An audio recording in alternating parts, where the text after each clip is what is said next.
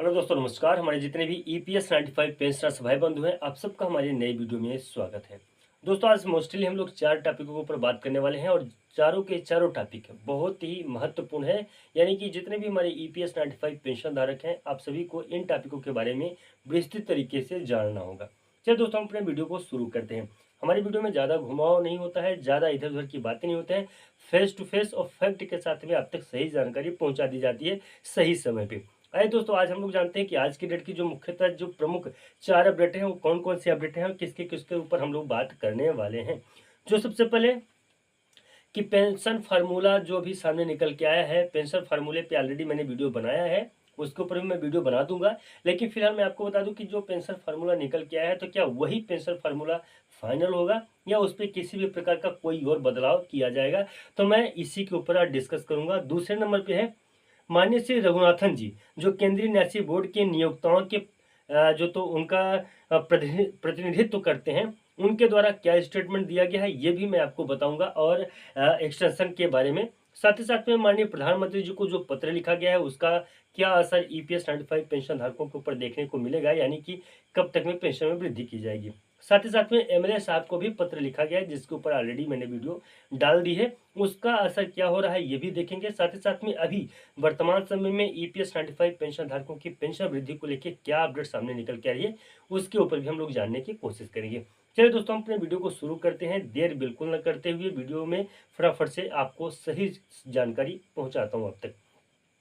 सबसे पहले तो ये है कि पेंशन फार्मूला जो निकल के आया था, अगर आपके समझ में नहीं आ रहा होगा तो एक बार फिर से मैं आपको बता दूं कि पेंशन फार्मूले में 2014 सन 2014 को आप पकड़ लीजिए और 1 सितंबर को छोड़ देते हैं। अभी 1 सितंबर बाद में हम लोग बात करेंगे, या तो फिर 1 सितंबर को ही आप पकड़ लीजिए। देखिए, उसमें मोस्टली बात यह है कि 1 सितंबर 2014 के पहले जो रिटायर हुए हैं, उनके लिए यह बात कही गई थी कि 12 महीने की पेंशन राशि पे उनकी गणना होगी, पहले नंबर। दूसरे नंबर, 1 सितंबर 2014 के बाद वाले जो हैं, यानी कि सॉरी, मैं यहाँ पे दो बात चीज़ आपको बता दूं कि जैसे 1 सितंबर है, 1 सितंबर से पहले यानी कि 2014 से पहले अगर मान लीजिए 2013 में ही कोई रिटायर हो गया है, 1 सितंबर के पहले 2013 में, तो उसका जो गणना हो गया कि पेंशन राशि उसको कितने पे मिलेगी, तो उसको 60 महीने पे होगी। और 1 सितंबर के बाद यानी कि 1 सितंबर 2014 के बाद यानी कि 2 सितंबर 2014 को अगर कोई रिटायर होता है, तो उसकी पेंशन गणना जो है तो 12 महीने पे की जाएगी। ये फार्मूला निकल के सामने आया है।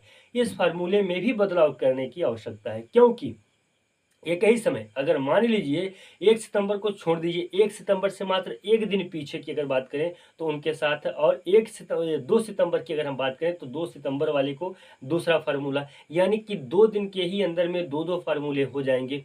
इसीलिए फार्मूले में बदलाव या संशोधन की आवश्यकता है और वो किया जाएगा। इसके ऊपर बातें चल रही हैं। अब आगे दूसरे नंबर पे माननीय श्री रघुनाथन जी ने भी बहुत ही महत्वपूर्ण बात की। सबसे पहले तो ये मान लीजिए कि अभी तक में मात्र 80,000 फॉर्म ही सबमिट हो पाए, जो ज्वाइंट ऑप्शन फॉर्म की बात कही जा रही थी। अब ज्वाइंट ऑप्शन फॉर्म मात्र 80,000 सबमिट हुए हैं, जिसको लेके तमाम ईपीएस 95 पेंशन धारकों ने एक रिक्वेस्ट डाली थी कि भाई हमें जो तो अपने फॉर्म को सबमिट करने के लिए फिर से एक डेट चाहिए, क्योंकि उसी डेट में उतने ही समय में हम लोग अपने फॉर्म को सबमिट नहीं कर पाए हैं, इसलिए डेट बढ़ाई जाए। जिसमें माननीय आपके भूपेंद्र यादव जी ने भी स्वयं सामने आके बोला है कि ठीक है, जैसा भी आवश्यकता होगा, जिस हिसाब से भी जरूरत पड़ेगी उसी हिसाब से किया जाएगा। फिलहाल उनका एक स्क्रीनशॉट भी हमारे पास यहाँ पे अवेलेबल है, इसे भी आप लोग देख सकते हैं। लेकिन इसके अतिरिक्त भी बहुत सारी बातें चल रही हैं, उस बातों से भी हम आपको धीरे धीरे अवगत कराते रहेंगे।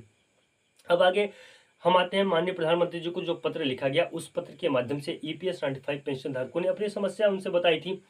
अच्छा, ये भी मैं आपको बता दूं कि एक नहीं बल्कि दो दो बार उनकी समस्या फेस टू फेस माननीय प्रधानमंत्री जी ने सुन ली है। अच्छा, जब फेस टू फेस बातें हो चुकी हैं तो पत्र की आवश्यकता नहीं है, जहां तक मैं समझ पा रहा हूं। लेकिन बात यहाँ पे है कि ईपीएस 95 पेंशन धारकों के साथ में न्याय हो ही नहीं पाया, इसलिए पत्र की आवश्यकता पड़ रही है और माननीय प्रधानमंत्री जी को बार बार बताना पड़ रहा है। इसी के ऊपर अगली मीटिंग होने वाली है ईपीएस 95 पेंशन धारकों की पेंशन वृद्धि को लेके। देखिए, सीबीटी के बैठक में भी बात हुई थी और सीबीटी के बैठक में भी ईपीएस 95 पेंशन धारकों की पेंशन वृद्धि को लेके एक प्रारूप तैयार किया गया था। बात यह था कि मामला था सुप्रीम कोर्ट में, नंबर एक, और दूसरे नंबर के बात थी ज्वाइंट ऑप्शन फॉर्म को लेके पूरी तरीके से बातें चल रही थी। इसीलिए सीबीटी की बैठक में उन सभी बातों को नहीं रखा गया था कि ईपीएस 95 पेंशन धारकों के लिए क्या किया जाएगा, क्योंकि वो ऑलरेडी रनिंग में है, यानी कि ईपीएस 95 पेंशन धारकों के लिए किया जा रहा है। ये बातें चल रही हैं। एमएलए और एमपी जो एमएलए की बात करें तो उनको भी जो पत्र लिखा गया उनसे भी यही होता है कि ईपीएस 95 पेंशन धारकों की पेंशन वृद्धि की जाए। इसी सत्र में बोला गया था कि इसी सत्र में ईपीएस 95 पेंशन धारकों को न्याय मिल जाएगा, लेकिन न्याय नहीं मिल पाया। इसलिए अब यह है कि आगे चल के इस पर संशोधन और विचार दोनों की आवश्यकता है और दोनों किया जाएगा। फिलहाल दोस्तों आज के लिए बस इतना ही वीडियो था। इन पे अगर चाहिए तो डीप में भी वीडियो मैं बना के आप लोगों के बीच में प्रस्तुत कर दूंगा। फिलहाल अभी के लिए बस इतना ही था। आपको यह जानकारी और वीडियो कैसा लगा कमेंट में हमें जरूर बताइएगा। मिलते हैं नई वीडियो में और नए अपडेट में, तब तक के लिए नमस्कार, जय हिंद, जय